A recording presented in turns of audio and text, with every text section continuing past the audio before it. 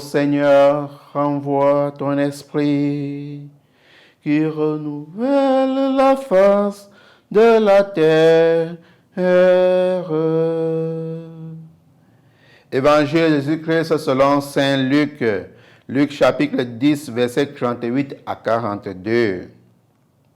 En ce temps-là, Jésus entra dans un village. Une femme nommée Marthe le reçut. Elle avait une sœur appelée Marie qui s'était assise au pied du Seigneur, écoutait sa parole. Quant à Marthe, elle était accaparée par les multiples occupations du service.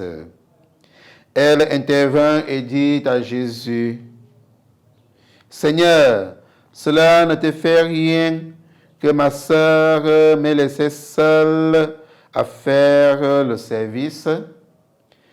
Dis-lui donc de m'aider. » Le Seigneur lui répondit, « Marthe, Marthe, tu te donnes du souci et tu t'agites pour bien des choses.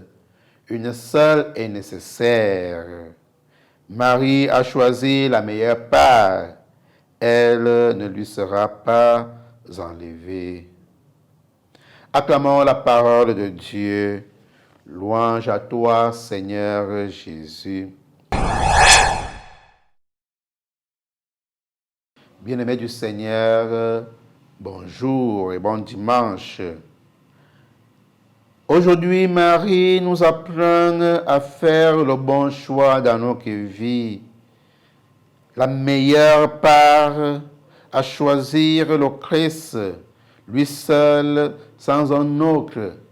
Aujourd'hui, Marie nous apprend à nous abandonner entre les pieds du Seigneur pour pouvoir contempler, écouter et mettre en pratique sa parole.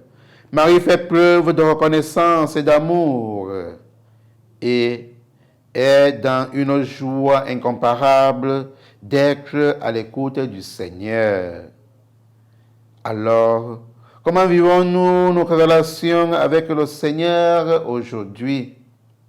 Comment vivons-nous nos relations avec le Christ?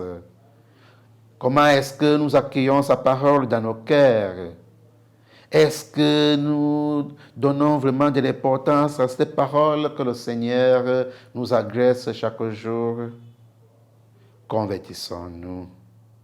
À l'exemple de Marie, trouvons souvent un temps d'arrêt, un temps de silence, d'ancrer à nous-mêmes dans nos cœurs pour écouter le Seigneur. À l'exemple de Marie, trouvons des moments pour se retirer, trouvons des moments de retraite spirituelle pour pouvoir recharger nos batteries, pour pouvoir renouveler nos relations avec le Seigneur à travers l'écoute de sa parole, à travers la mise en pratique de cette parole. C'est vrai, Marthe se soucie de bien nourrir le Seigneur, mais Marie se soucie à contempler le Seigneur qui parle, qui donne son enseignement, qui ouvre les cœurs et qui, dans nos cœurs, installe son amour. Car lui qui est amour nous invite à vivre, nous aussi aujourd'hui, dans l'amour. Demandons au Seigneur la force de la foi, la force de l'esprit, de contempler la présence de Dieu dans notre vie de chaque jour.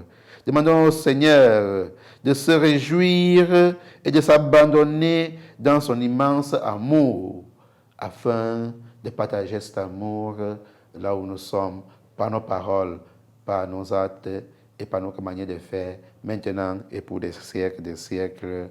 Amen.